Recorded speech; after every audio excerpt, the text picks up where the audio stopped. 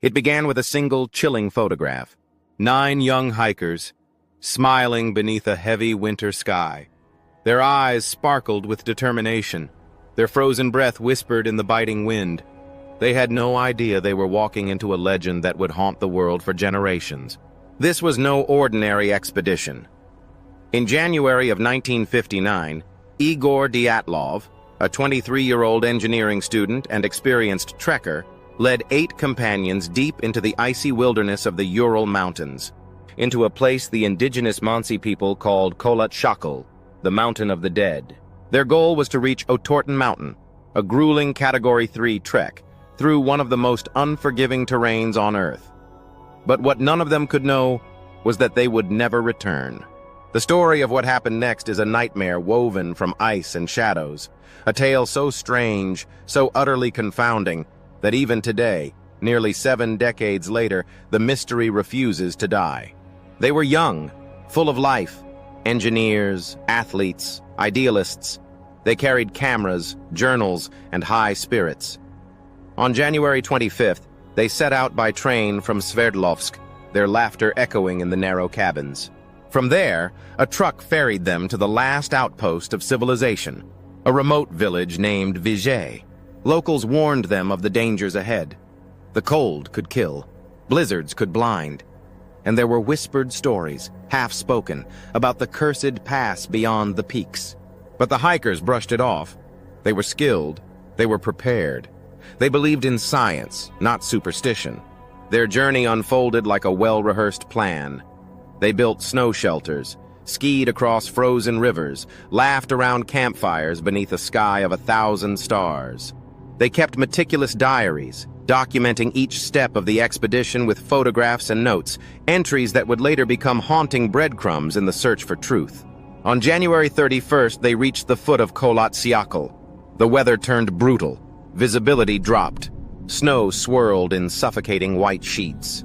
Determined, they pressed on, veering slightly off course toward the treacherous eastern slope. On February 1st, they set up camp on the exposed mountainside. A puzzling choice, given the relative shelter of the nearby forest. Some speculate Dyatlov wanted to practice emergency survival. Others believe worsening conditions forced their hand. Either way, they dug into the snow and pitched their tent as the wind howled through the pass. That night, something went terribly wrong.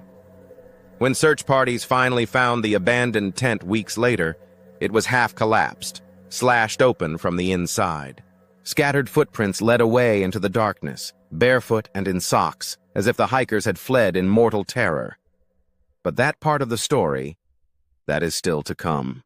For now, we must pause here, with that lone tent standing like a torn monument beneath the moon, its flaps fluttering in the Arctic wind. What horror drove 9 experienced mountaineers to cut their way out and run half-clothed into a blizzard? What unseen force turned a scientific trek into a frozen nightmare?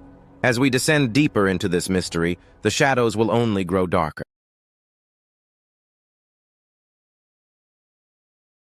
The first sign that something was terribly wrong came with silence.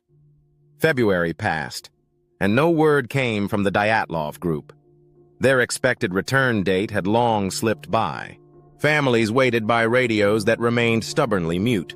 Friends scanned train stations for familiar faces that never arrived. On February 20th, mounting concern forced authorities to act.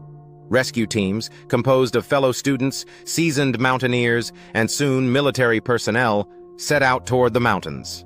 What began as a search for stranded hikers would soon become an investigation into a horror beyond anyone's imagining. Days of grueling travel through deep snow and brutal winds brought the rescuers to the eastern slope of Kholat-Syakhl. Then, on February 26th, they spotted a strange shape beneath the drifts. A battered, half-buried tent. Silent. Still. What they discovered chilled their blood. The tent had been violently slashed open from the inside. The hikers' boots and most of their clothing remained within, abandoned. Scattered footprints led away from the tent, some in socks, others barefoot. The trail snaked into the distance, disappearing into the white void. Following this eerie path, searchers soon found the first bodies. At the edge of a nearby forest, beneath a towering cedar tree, the frozen forms of Yuri Krivonyshenko and Yuri Doroshenko lay huddled together in their underwear. Blackened hands suggested they had tried desperately to climb the tree, perhaps to escape something or someone. Broken branches 9 feet up testified to their frantic struggle. Nearby, remnants of a small fire marked a hopeless bid for warmth in temperatures plummeting below -30 degrees Celsius. 3 more bodies were found between the cedar and the tent: Igor Dyatlov, Zina Kolmogorova, and Rustem Slobodin. All faced the tent as if they had tried to crawl back through the snow, only to fall mere meters from safety. But the story grew stranger still. It took 2 more months to locate the remaining 4 hikers, buried beneath 4 meters of snow in a ravine deeper in the forest. When their bodies were finally uncovered, the mystery deepened into madness. Some were missing eyes, one her tongue. Their injuries defied explanation. Lyudmila Dubinina's chest was crushed with a force akin to a high-speed car crash, yet there was no external bruising. Alexander Kolovatov's skull was fractured, but with no corresponding soft tissue damage. The pattern of trauma on several victims seemed to echo blast injuries, yet there was no evidence of an explosion. Even the clothing they wore told a cryptic tale. Fragments of garments swapped between victims, some laced with trace amounts of radiation. As the rescue team stood in that frozen wilderness, staring at the impossible carnage laid before them, a single terrifying question echoed through the mountains. What had the Dyatlov hikers encountered that night? Theories spread like wildfire. An avalanche? But the tent's positioning and the distribution of footprints argued otherwise. A sudden panic attack? But these were experienced hikers, trained to face nature's worst. A secret military test gone awry? The presence of radiation only fueled such whispers. Or something older. Something the local Mansi legends had long warned of. Spirits of the mountain, they said. The Pass of the Dead, they called it. As the sun set on that cursed slope, with 9 young lives frozen in time, the world's most chilling unsolved mystery was born. And we are only beginning to peel back its layers.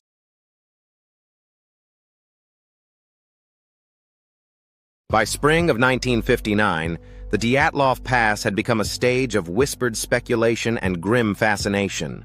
The Soviet government, desperate to control the narrative, launched a formal investigation. Yet even as the official inquiry unfolded, the case seemed to defy rational explanation at every turn.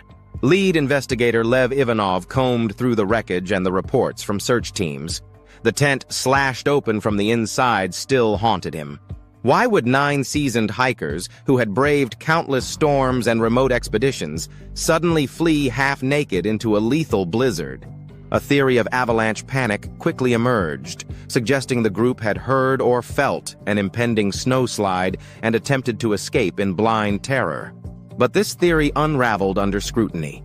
The slope where the tent was pitched was too shallow for a large avalanche. The tent remained partially standing. And most damning, if an avalanche had struck, why had the hikers not simply dug out their gear and returned once the danger passed? Further deepening the puzzle were the injuries. Pathologists examined the bodies with growing unease. Rustem Slobodin bore a linear skull fracture, but no external bruises.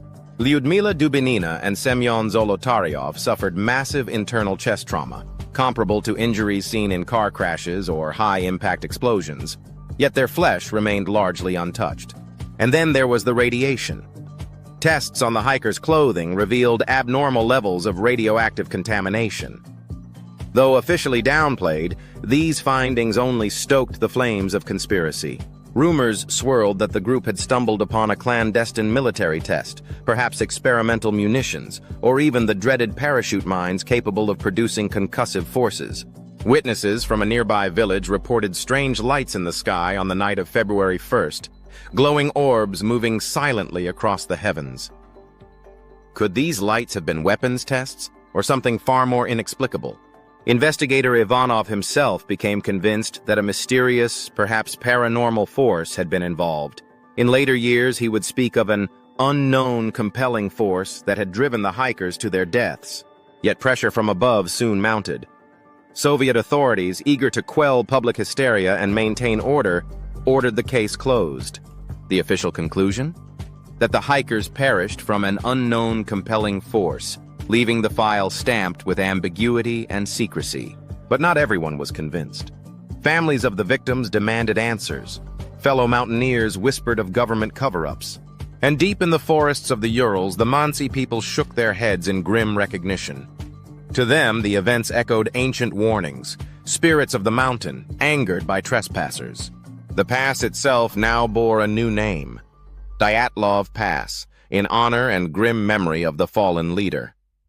As months turned to years, the chilling details of that night refused to fade. Instead, they spread like frost across the collective imagination of the world. And beneath the snow of that lonely slope, questions still lay buried, cold and silent, waiting for those brave enough to seek the truth. But the search for that truth would take darker turns yet.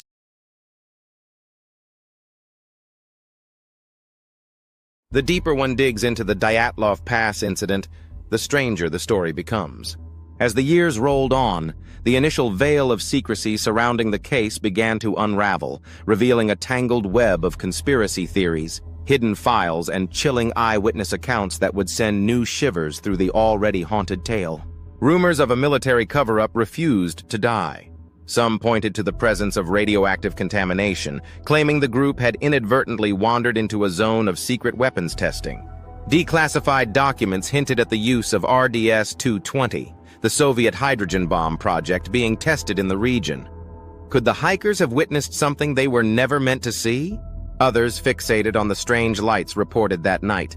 Witnesses in nearby settlements described glowing orange orbs darting across the sky, silent, ominous, and inexplicable. These accounts, dismissed by officials at the time, later found eerie corroboration in the diaries of the hikers themselves. One entry referenced strange lights in the sky. Was this coincidence or a final, desperate observation of something beyond human comprehension? Adding fuel to the fire was the behavior of the investigation itself. Why had the search been delayed for so long? Why were certain military units involved in recovery efforts without explanation? And why, after such sensational discoveries, had the case been abruptly closed with a vague conclusion and files sealed from public view? Even the autopsy reports raised disturbing questions. Why were some of the bodies discovered with distinctly unnatural injuries, fractures more consistent with blast trauma than a fall or avalanche? Why were several found missing eyes and one a tongue with surgical precision seemingly at play? Perhaps the most unsettling of all was the final photograph recovered from the hikers' cameras. An eerie, blurred image of what appears to be bright lights against the night sky, captured in a moment of frantic haste. Was this a failed attempt to document their last sight, or an accidental click as terror took hold? As word of the incident spread, new theories emerged, some grounded, others bordering on the fantastical. Could secret KGB agents have mistaken the group for foreign spies and eliminated them? Could they have been exposed to ultrasonic weapons designed to induce panic and disorientation? Or had they encountered something older, something whispered of in ancient Mansi lore, a supernatural force guarding the sacred mountain? Theories collided and merged, each more chilling than the last. But one fact remained unshaken. 9 young lives were lost under circumstances that defied logic, science, and common sense. Each clue led not to answers, but to more unsettling questions. And so the Dyatlov Pass incident became a legend, a dark tapestry woven from fact, fear, and fragments of forbidden knowledge. Yet even as the world speculated and theorized, the truth remained locked beneath layers of ice, silence, and deliberate obfuscation. But the most disturbing revelations were yet to come, hidden in sealed archives and whispered by those who had seen too much. As we push further into the depths of this mystery, prepare yourself for the coldest secrets of all.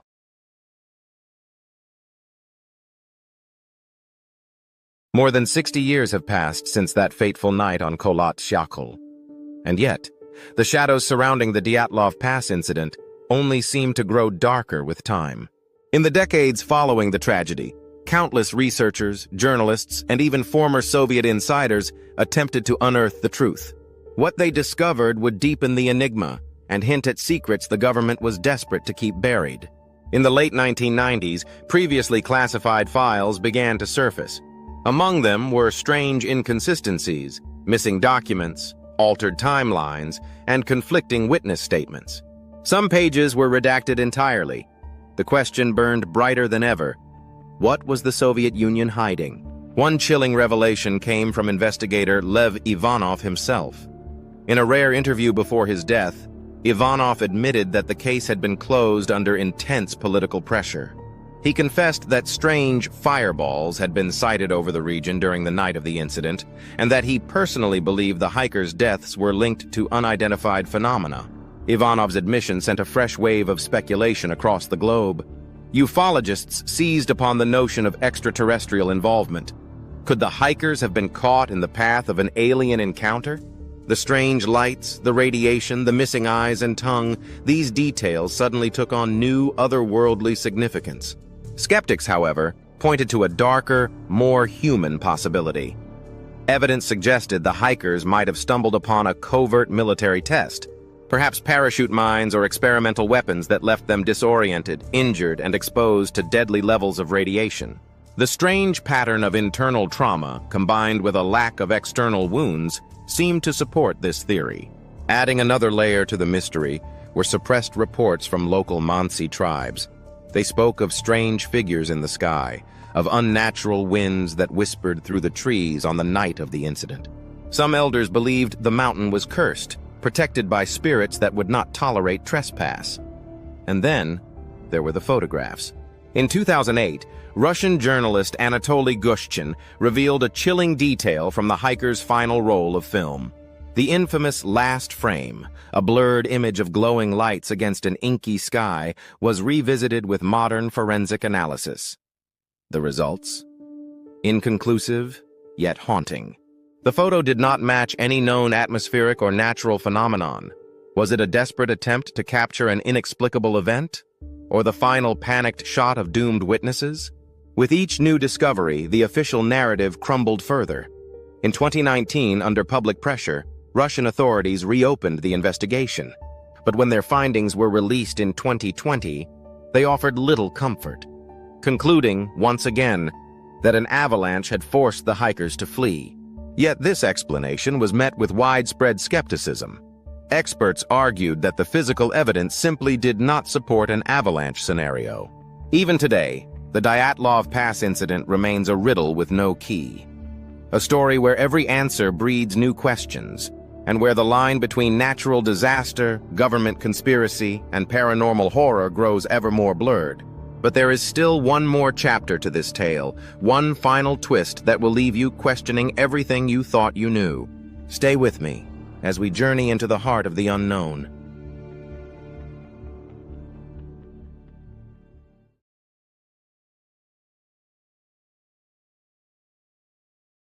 And so we arrive at the edge of the abyss.